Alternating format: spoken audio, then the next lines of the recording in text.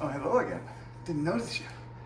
Today, we've got some loose refrigerator handles to deal with, especially this one here. Easy, easy fix. You just get your Allen wrench. I've already checked mine, use a 3. And come around to this side. And if you look, each of these has a little screw hole kind of hidden away so that you don't see it in normal use. You're just going to tighten the top one, and we're going to tighten this bottom one. Give a little bit of a turn. No more wiggle there, no wiggle here. And then to get the freezer, you come down. And same thing, we just tighten it down.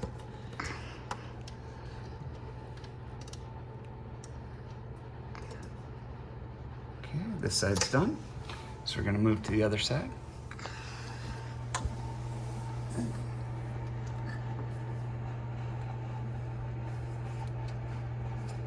Now, no more wiggle. And we're done.